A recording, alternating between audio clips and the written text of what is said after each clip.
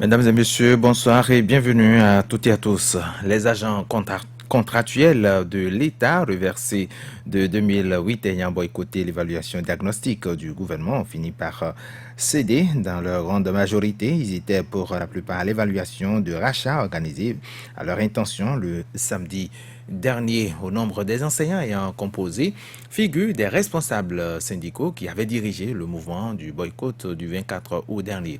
Nous allons écouter l'un de ces responsables syndicaux, en la personne d'Alessandra Adina, avant de revenir pour le débat.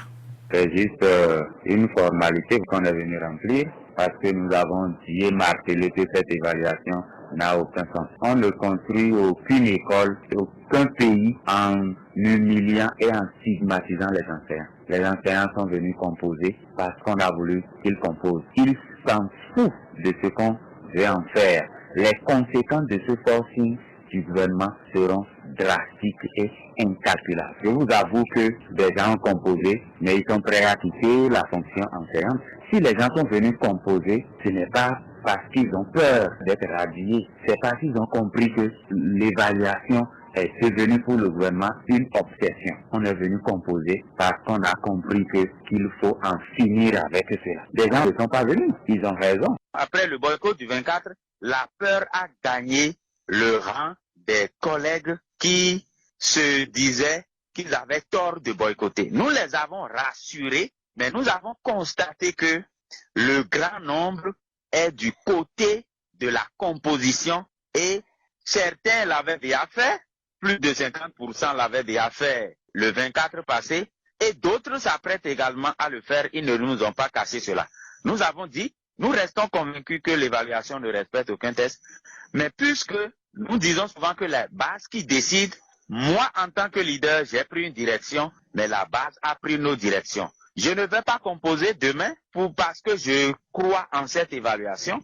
Je ne vais pas composer demain parce que je veux devenir apeuré. Je ne vais pas composer demain parce que je veux sauvegarder quelque chose, mais je veux composer demain parce que c'est la volonté du grand nombre. Ma façon de voir cette évaluation n'a pas changé, c'est que cela n'a respecté aucune forme d'évaluation prévue dans les tests. C'est pour cette raison que nous avons appelé les camarades au boycott. Et lorsque vous lisez aussi la déclaration des confédérations, y compris celle à laquelle j'appartiens, et les confédérations ont demandé que le gouvernement prenne les dispositions pour rendre le processus légal avant sa fin. Ça veut dire que tout le monde reconnaît que cette évaluation ne repose sur aucun test.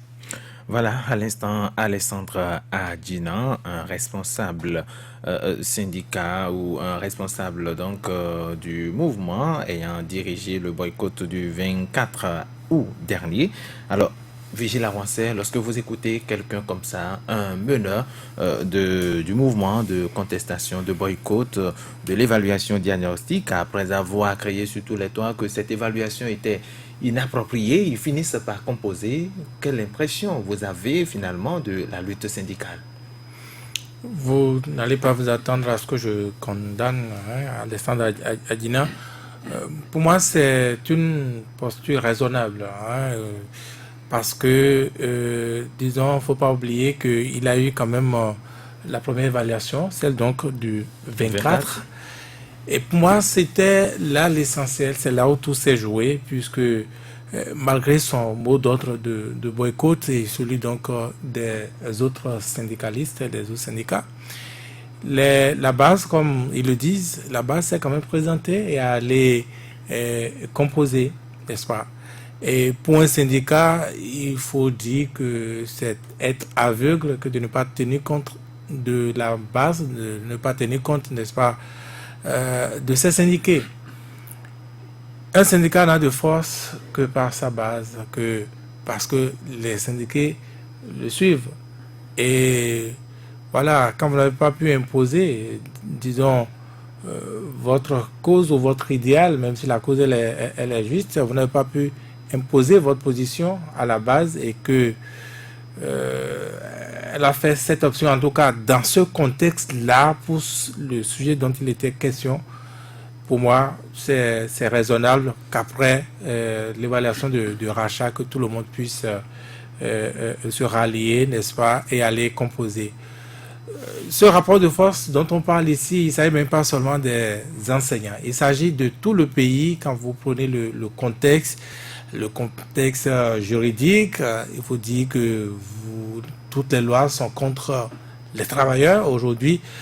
Le contexte judiciaire, est-ce que même si vous avez raison, vous êtes sûr de gagner, n'est-ce pas, un procès? Ce n'est pas si évident, c'est flagrant. Le contexte politique également n'est pas en leur faveur.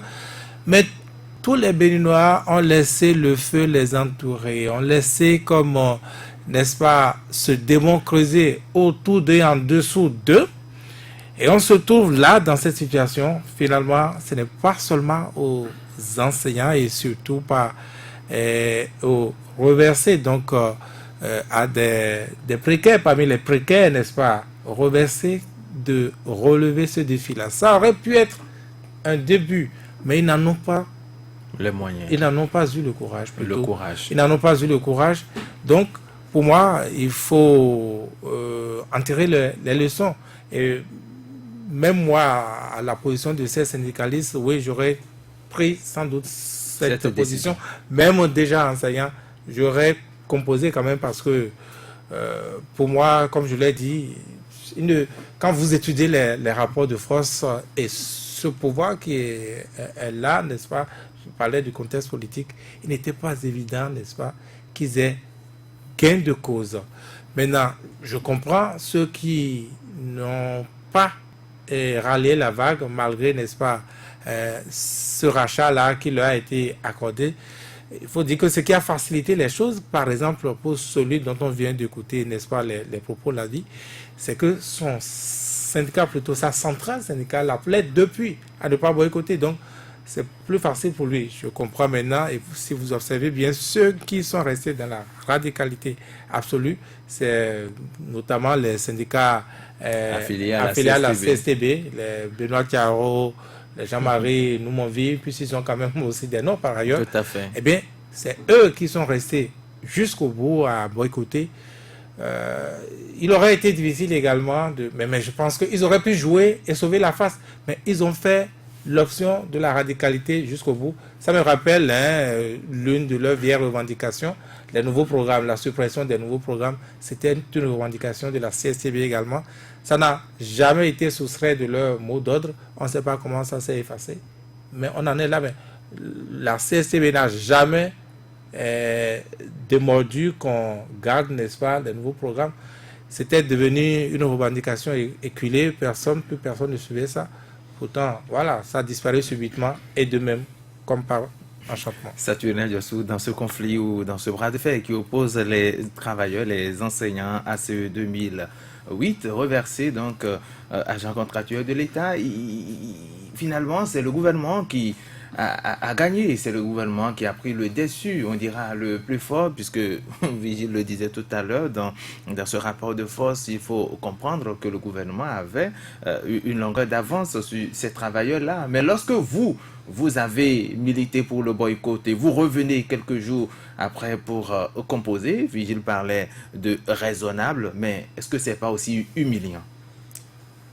C'est raisonnable, je préfère rester sur cet aspect de la chose. Le dernier combattant qui a lutté jusqu'à la mort, jusqu'à la déportation, peut-on dire, on en a connu encore de nos jours avec les Laurent Métognon et ses compagnons qui continuent d'être fiers de leur parcours, qui ont accepté d'aller en prison, la tête haute, ne se reprochant rien, la conscience tranquille. Je faisais allusion à ce dernier combattant, ça me rappelle comme le requin, le discours d'adieu de Béhanzin, où malgré l'adversité, Béhanzin disait qu'à son destin, il ne fera pas d'eau, qu'il marchera, quelle que soit la dérive, il ne voudrait pas qu'au pays des morts, le douanier trouve souillure à ses pieds. Donc, advienne de lui ce que voudra Dieu. Je paraphrase. Tout à fait. Alexandre Adien n'est pas Béhanzin. Et vous avez parlé de rapport de force. Oui, le gouvernement avait déjà une longueur d'avance.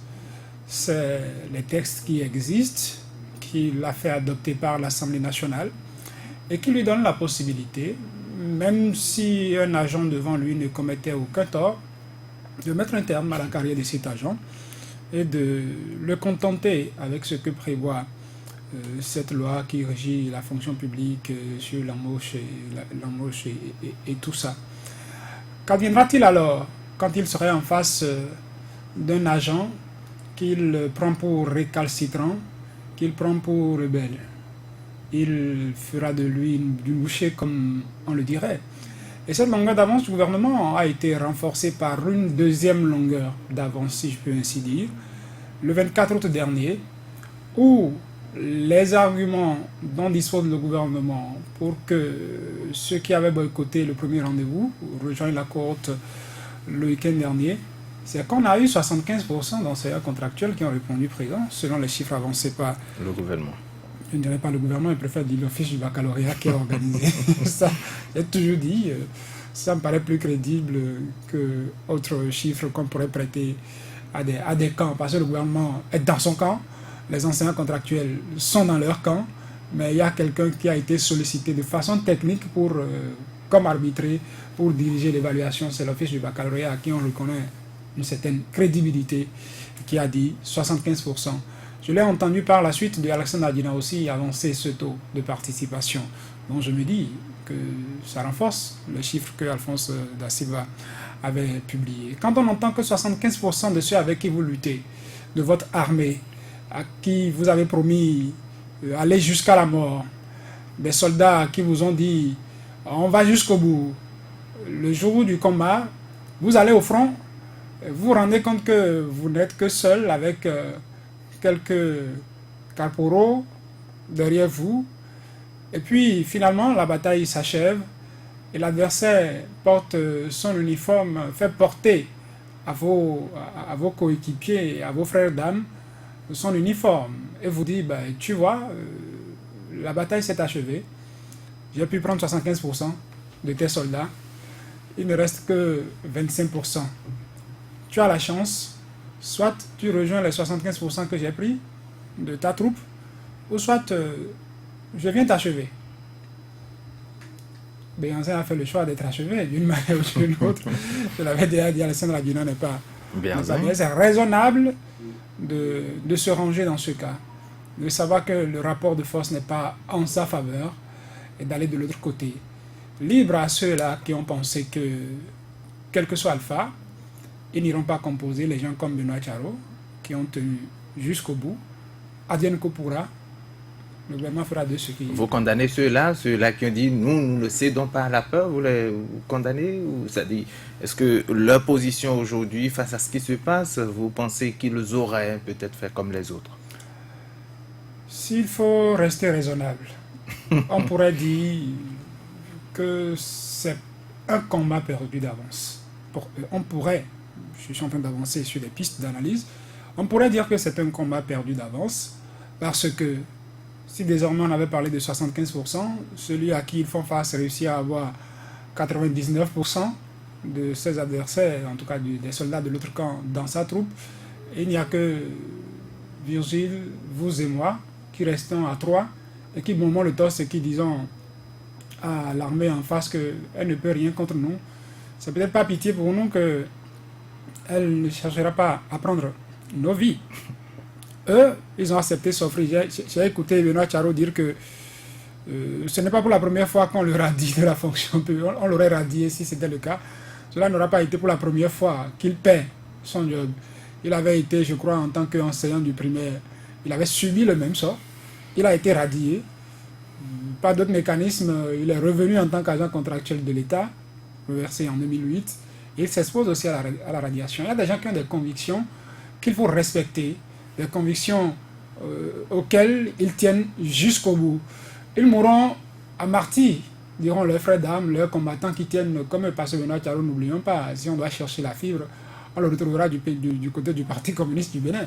Vous savez que c'est des gens qui ne démordent pas. Autant mourir, autant accepter se faire harakiri que d'accepter la honte. C'est des gens qui ont cette éducation, qui ont cette fierté en eux et qui combattent la justesse qui défendent la justesse de leur cause jusqu'à la mort et veulent que l'humanité retienne que c'est ce qu'ils ont été, c'est ce qu'ils sont et qui n'ont pas été, comme le diront d'autres, lâches, qui n'ont pas dû déposer les armes pour rejoindre ceux qu'ils étaient en train de dénoncer, parce que vous avez entendu Alessandra Adjina par exemple dire que l'évaluation ne répond à aucun texte et que même les 6 confédérations syndicales qui ont appelé les enseignants à aller composer ont dû demander au gouvernement de faire tout pour légaliser le processus, pour que le processus devienne légal avant son aboutissement.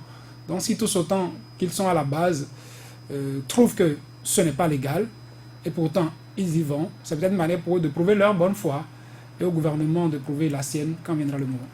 Vigile avancé, lorsqu'on sait déjà que ces enseignants, quoi qu'il advienne, ils ne pourront plus faire la grève ou aller en grève comme ils veulent. C'est désormais 10 jours par an. Voilà, et on les expose également à une évaluation. Ils ont au départ refusé, mais finalement, ils composent. Quel est finalement l'avenir de la lutte syndicale lorsqu'on sait que la principale arme utilisée contre ces travailleurs, c'est encore la peur? Aujourd'hui, la lutte syndicale n'a plus d'avenir. Vous allez à la bourse du travail, vous discutez avec eux. Ils n'ont plus les moyens, n'est-ce pas, pour faire face, disons, à la lutte syndicale comme auparavant. Étant donné que, oui, c'est vrai, et ça également, c'était une faiblesse, que la lutte syndicale au Bénin se limitait presque uniquement à la grève. Donc, il n'a pas d'avenir. De mon point de vue, ce qui a manqué, c'est ça qui est plus grave, c'est la réflexion à l'adaptation à la situation. Quand vous les interrogez, vous avez l'impression, oui, ils ont fait des recours, n'est-ce pas, à l'international pour, n'est-ce pas, casser ces lois. Je ne sais pas dans quelle mesure c'est possible. Peut-être que le Bénin va être condamné, mais jamais l'international ne viendrait, le BIT ne viendrait légiférer à la place des dirigeants. Donc, et Patrice Talon, comme sur d'autres terrains, il sait ça, il connaît ça. Il sait que, bon, lui, il aura l'état des lieux dont il a besoin, n'est-ce pas, pour avancer en ce moment. Quand le train va siffler, peut-être siffler la fin, lui ne serait plus là, mais il aurait quand même passé son chemin. Et donc, c'est aujourd'hui l'une des faiblesses de la lutte syndicale, si vous voulez. Ils ont refusé de réfléchir, et mieux, ils ont fait le choix, je vais dire, de pactiser avec le pouvoir. Peut-être que ce n'est pas, disons, un choix délibéré. Peut-être que c'est stratégique. Je ne sais pas. Parce que, contrairement à ce que vous disiez, ceux-là qui, n'est-ce pas, sont restés dans la logique de boycott jusqu'au bout absolu. Oui, je respecte aussi leurs convictions, mais l'histoire militaire est émaillée, n'est-ce pas, de replis tactiques pour des armées qui ont fini par gagner quand même des victoires. Et là, on n'est pas... C'est même juste un combat. C'est pas la lutte n'est pas terminée de mon point de vue. Et j'ai commencé en disant que les enseignants et pas même seulement les reversés de 2 minutes ne pouvaient porter à eux seuls, n'est-ce pas, les faiblesses de la lutte syndicale au Bénin, les faiblesses du contexte sociopolitique tout court, avec l'insécurité juridique, judiciaire, politique et tout ce que j'ai cité tantôt. Voyez, ils ne peuvent pas porter cela. Pour moi, ce qui aurait été plus raisonnable, je le dis encore, c'était, n'est-ce pas, d'étudier cet état des lieux et d'aller à cette évaluation. Pourquoi? Parce que ils ont fini d'être achevés quand on a voté cette loi-là, quand cette loi-là existe, désormais dit, même s'ils ont raison, oui, ils ont raison. Même s'ils ont raison, on leur donne 3 mois de salaire. Et puis le problème est réglé. Et puis le problème est réglé aussi, on est généreux avec eux, on leur donne 9 mois. Ou vous faites l'option, n'est-ce pas, de la lutte à long terme et vous vous engagez comme ils se sont engagés, eux qui ont boycotté également le 7 dernier. Et ça, c'est bon pour la pédagogie. C'est bon pour la pédagogie, pour l'exemple, n'est-ce pas, la conviction jusqu'au bout. Qu'est-ce que ça va donner? ça dépendra de l'avenir, mais il faut faire le pari du temps également pour certaines choses dans la vie. Et ça également, je salue cette option. Mais comment vous trouvez le comportement de la base qui ne suit finalement plus les mots d'ordre et qui finalement se dit, la base qui se dit, écoutez, nous ne voulons plus suivre ces responsables syndicaux, on préfère peut-être sauvegarder notre emploi que de parler de militantisme? Une, deux ou trois choses. La base dont vous avez parlé a été plusieurs fois éprouvée, n'est-ce pas, par des syndicalistes, des responsables syndicaux, je n'exagère pas le mot, véreux, qui sont allés, n'est-ce pas, prendre de l'argent, faire, n'est-ce pas, de la lutte syndicale un fonds de commerce, et particulièrement dans le monde enseignant. Donc, suivre des responsables syndicaux, ce n'était plus trop facile. Donc, ça a eu pour conséquence, je vais dire, d'individualiser les sorts simplement. Et quand vous prenez, c'est la deuxième raison, quand vous prenez le sujet en question, à savoir aller ou ne pas aller à l'évaluation diagnostique pour garder, n'est-ce pas, son emploi, vous voyez que ce sujet, cette question est plus personnelle que un sujet de corporation. Et donc, chacun a voulu plutôt réduire ça à son niveau. Et là intervient la troisième raison, à savoir les pressions. Les pressions, c'est tout direct. C'est sur l'individu, c'est sur l'enseignant. Et ces pressions, c'est qui? C'est les parents, c'est la famille, c'est la femme, c'est ceci, c'est cela, c'est l'entourage, tout court. C'est lui-même, enseignant, qui n'a plus arrêté de réfléchir. Et il réfléchit avec les éléments que j'ai déterminés tantôt, à savoir l'insécurité qui est créée, à savoir les interlocuteurs en face, le pouvoir et son comportement, sa psychologie et tout. C'est également cela. Donc, ils ont réfléchi avec tout ça et ils ont rapidement tiré les conclusions. Et il est très probable que quand vous mettez tous ces éléments ensemble, la conclusion, disons, raisonnable à tirer, c'est accepter ce repli tactique et peut-être pouvoir, avec le temps, n'est-ce pas, si c'est possible, l'histoire est pleine de cela, hein, sinon, disons, Mussolini serait encore en place en Italie. Comment vous avez dit, le russe, le grand dictateur, hein, Mobutu serait encore là, voilà, Yadema serait encore là, tout a une fin. Et ils savent, bon, peut-être ils veulent écrire avec les autres histoires grand H. Et, puisque vous en parlez, je vais vous dire ceci, ceux-là qui ont boycotté, le pouvoir, Patrice Talon, ne cherchait pas meilleur que la situation ou l'option de Benoît Charot. Hein. Le pouvoir, Patrice Talon, ne cherchait pas meilleur que ceux-là qui vont boycotter jusqu'au bout, notamment les responsables syndicaux. Parce que si vous avez suivi le pouvoir, Patrice Talon, juste là, si vous avez suivi sa psychologie, sa démarche. Oui, sa démarche. Vous allez voir en 2016, avril, mai, juin, on criait non à la bourse du travail, c'est syndicaliste, il parlait de Pascal Todino, Lokosu et consorts, que ce n'est pas possible qu'il soit là depuis plus de 30 ans et que, voilà, la fonction. Et ça a été ce bêtissement mis dans la tête de tout le monde, et tout le monde criait, tout le monde disait ça. Dans les médias, on n'en finissait plus, c'était dans l'opinion. On les a mis à mort, ou plutôt on les a mis à la retraite, à la touche. Quand vous entendez ça, le pouvoir n'a même plus besoin de 10 mots. Et là, la vague était au départ à la fin d'une saison. Ils sont partis. Oui, il avait Laurent Métoyon qui, lui, était quand même resté. Vous avez vu comment ça a été réglé, par exemple.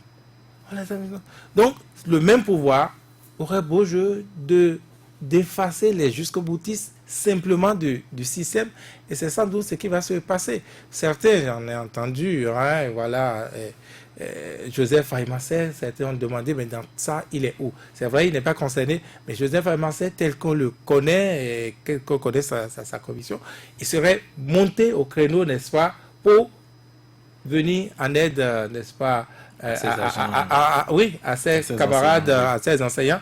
Mais Joseph Aymansé, malgré sa conviction, malgré tout, il reste fait de chair. On l'a fait passer par la case, prison.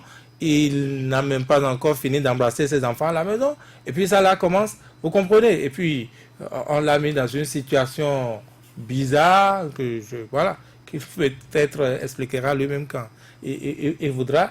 Et donc le pouvoir utilise tous les moyens et c'est un pouvoir qui ne laisse rien au hasard. Moi je ne dis pas intimider, mais pour atteindre son but. Pour atteindre son but, il ne laisse rien au hasard. Donc face à ce schéma, si vous ne réfléchissez pas très bien, vous allez prendre une décision pour simplement accomplir, disons, le plan de votre vis-à-vis et de votre adversaire. Mais à observer les choses de près, est-ce qu'on peut déjà dire que le gouvernement a gagné ou le gouvernement quand même a imposé sa vision lorsqu'on entend par exemple des gens comme Alexandre Adina dire si je suis venu composer, je ne suis pas venu composer pour être un agent permanent de l'État.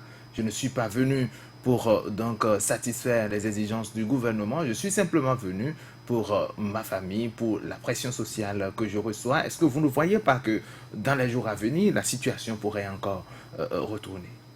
Je ne pense pas qu'elle retournerait autrement. Lui, il a déjà tiré son épingle du jeu en choisissant de sauver sa tête. On ira chez moi, mais c'est que lorsqu'on vous annonce une mort, qui sera une mort collective et que c'est toute la commune ou toute la population qui partira d'un coup. Mais vous n'avez pas à vous inquiéter. Tous nous partirons. Donc, c'est un sort commun. Mais lorsque on vous annonce la mort et on définit les critères de cette mort-là pour abattre et que vous constatez que, oui... Vous vous retrouvez dans ce lot-là? Ça dépend de vous, en fait. C'est pas que vous vous retrouvez dans le lot. Ça dépend de vous. Que la mort vienne à vous abattre, ou qu'elle n'arrive pas à vous abattre. Vous comptez sur la mort communautaire, parce que vous êtes entendu avec votre communauté. Vous vous êtes dit, quel que soit Alpha, nous allons tenir. Et cette technique a marché au niveau des enseignants qui étaient contre des mesures prises par le gouvernement. N'oubliez pas que quand le gouvernement a organisé une première évaluation des enseignants, je crois, du primaire, ils sont partis, les résultats sont sortis, ils ont dit 80 et quelques %. Le gouvernement a dit reprenons, ils ont dit niet, nous n'allons pas reprendre. Et dans leur majorité ne sont pas allés composer. C'est plutôt à ce niveau-là, c'est le gouvernement qui a souffert, mais qui n'a pu rien faire. Par la suite, le gouvernement a prévu d'autres évaluations. Et à chaque fois qu'il se retrouvait devant un cas massif, un cas de boycott massif, il n'avait pas le choix. Il était obligé, malgré tout ce qu'il a dépensé dans l'organisation, malgré tout ce qui a été mobilisé, il n'avait pas de pièce de rechange. Il s'est plié à la loi de la majorité. Il a tiré le son de ce qui s'est passé. Il a mis en place, il a voulu lancer une bombe. Des documents ont fuité. Il y a eu de la communication autour. Ceux qui sont réticents ont exprimé leur réticence. Il a changé de manière de communiquer. Il a essayé d'apprivoiser certaines personnes. Il a essayé de convaincre, d'amadouer une partie de ceux-là qui pourraient être des opposants ou des résistants à sa réforme, parce que toutes les réformes aujourd'hui au Bénin, toutes les mesures deviennent des réformes. Il a essayé d'avoir la majorité qui a accepté pour dire, bon allez, allons-y, c'est pas grave ce qui veut se faire, c'est pour notre bien, c'est pour le bien de l'école et tout ça. Du coup, vous qui vous étiez entendu avec toute la communauté pour que la mort soit collective, vous vous rendez compte que vous êtes seul. Il y a de quoi faire ce choix-là. Parce que Alexandre Adina, comme d'autres qui ont fait l'option d'aller composer, ils sont une famille. Et quand ils vont perdre le boulot qu'ils ont, que deviendra la famille dans cette atmosphère que nous connaissons déjà délétère, où il y a morosité, ceux qui ont de boulot s'en sortent difficilement. Qu'en est-il pour ceux qui n'en ont pas? À penser à sa famille, les pressions étaient venues de toutes parts. La belle famille, les amis, les enfants, papa, il faut aller, sinon bon. Finalement, il y a le côté affectif qui prend le dessus, le côté émotif qui prend le dessus. Et on fait le pas. Et c'est là qu'on écrit l'histoire à rebours. Quand on dit que le leader a pris une direction et la base a pris une autre, le leader, il donne l'exemple jusqu'au bout. Quand il veut mourir, il meurt. Et même cette base qu'il a abandonnée, vient à ses funérailles et s'incline devant sa dépouille pour dire on est fier de toi, même si on ne t'a pas suivi. Et demande pardon au leader pour dire pardon pour t'avoir trahi, mais tu as été un bon leader, nous t'aimons, et puis tout ça. Pourquoi célèbre-t-on les Thomas Sankara, on parle de cas d'assassinat, et bien d'autres présidents qui ont marqué le continent, qui ont été résistants face aux coloniaux, qui ont voulu changer les choses à leur manière, et qui n'ont pas eu peur, quitte à se faire assassiner par leurs plus proches collaborateurs, leurs plus proches amis. On les célèbre à cause de cette bravoure-là. Et je trouve que ça manque de plus en plus de nos jours, parce que oui, comme Vigile l'a dit, le pouvoir, de façon méthodique, a essayé d'éliminer les obstacles que lui-même, hier, en position d'adversaire à un gouvernement, a utilisé. Des pions que lui-même, hier, au marquis, comme on le dirait, a utilisé pour tenir tête au gouvernement qui est là. Et une fois dans cette position de président de la République, quand on sait les couloirs par lesquels on a eu à prendre, quand on sait les instruments qu'on a utilisés pour mettre en échec la politique d'un gouvernement, pour tenir tête à un gouvernement, pour rendre le pays ingouvernable à un président de la République, quand on arrive tout de suite, on connaît les sujets. Il faut fermer ces... On va les maîtriser tout de suite, et c'est ce que Patrice Talon a commencé par faire. Il faut reconnaître que ces secrétaires généraux, d'alors qu'ils sont partis, se disaient, bon, celui-là qui est arrivé, on a quand même d'une certaine manière composé avec lui. Ça ne sera pas comme Souboni Yahi. Il y avait eu cette confiance de départ. Quand ils ont senti la velléité tout de suite, certains sont restés jusqu'à un certain niveau, les Paul et Seiko, mais on finit par abandonner. On laissait leur confédération syndicale dans des mains d'autres personnes. Et vous avez constaté la position de la nouvelle génération des secrétaires généraux de confédération syndicale. C'est des gens qui sont d'abord des modérés, à part Kassamampo, qui oui, PCB, le rouge, toujours là, la vivacité, tout ça là, l'ardeur, c'est toujours là, mais les autres s'étaient affichés comme des modérés. Pour plus tard subir quelques assauts, ils peuvent dire quelque chose aujourd'hui, demain revenir. Pour plus tard encore, s'afficher clairement aux côtés du gouvernement pour encourager les travailleurs à y aller. Et quand vous êtes travailleur et vous constatez que ceux qui sont devant, qui vous haranguaient, qui vous donnaient le courage, qui vous exhortaient à aller au sacrifice, à ne pas avoir peur, vous vous rendez compte que, bon, eux aussi, la peur a gagné leur rang à la base, et puis ils sauraient en être autrement. Vous tirez votre épingle du jeu, vous dites, ben, allez. Mais Vigile avancé jusque-là, nous n'avons pas les résultats. Et la rentrée est là, c'est dans quelques jours. Est-ce que vous ne voyez pas qu'il y aura un impact, il y aura des conséquences sur le bon déroulement de cette année académique? Disons, celui qui tient le gouvernement n'a pas encore dit qu'il est embrouillé. Donc, laissons le petit garçon encore chercher son chemin. Pour moi, oui, ça devrait avoir un impact en principe, hein, parce que la rentrée, c'est le 16 septembre prochain, donc oui, c'est dans moins d'une semaine, n'est-ce pas? Et on en est là. Mais bon, disons que quand on a gagné une bataille comme celle-là, on peut aller dormir 2 jours. La rentrée est là, c'est pas quand la rentrée va commencer qu'il faut annoncer, par exemple, cette nouvelle. Vous avez moins de 10, ça peut également agir sur la psychologie des enseignants.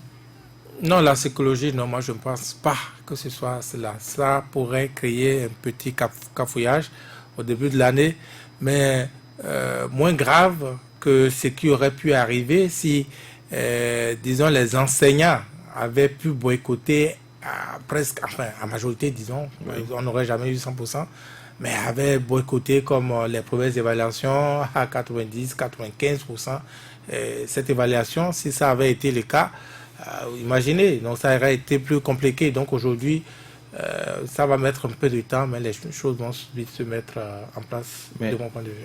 Saturnin Diossou, si le gouvernement doit passer également à l'acte, c'est qu'il y a des gens qui doivent être radiés. Donc on peut déjà, avec ce gap-là qu'il faut combler, en manque d'enseignants ou certaines classes sont multigrades, comment est-ce qu'il faut gérer tout ça? Ne perdez pas de vue quelque chose. J'ai entendu Kassamampo aujourd'hui, quand il fait le point de la rencontre, il faisait le point avec de la rencontre avec le gouvernement, les négociations du week-end dernier, de la semaine dernière, dit qu'il y a des classes qui sont en train d'être fusionnées.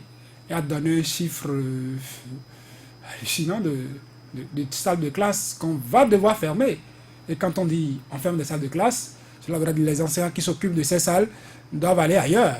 Et s'il faut en trouver dans le lot de ceux qui n'auraient pas été compétents pour faire la purge, c'est que le gouvernement a là, il a sa carte. Ce qu'il faut craindre, c'est quoi?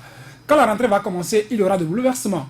Déjà, c'est vrai, il faut que la rentrée commence avec les classes fusionnées, qu'on sache qu'il y a tel nombre de classes et on a besoin de tel nombre d'enseignants pour y aller. C'est sûr que le gouvernement suit sur ces différents tableaux et saura réajuster. Ce qui va poser problème, c'est que la rentrée commence et qu'on demande en pleine année scolaire aux enseignants de suivre une formation même pas la formation parallèle. On les muterait, on les enlèverait d'une localité pour une autre alors que la rentrée a commencé. Ça serait délicat. Mais le reste, si le gouvernement trouve la mesure de gérer les formations, je crois que le ministre Maouyon Kakpo et autres en ont parlé, la méthode qui serait adoptée pour que ceux qui sont en moins de 10 soient en situation de classe et continuent dessus. Je crois qu'ils ont parlé de formation modulaire et tout ça.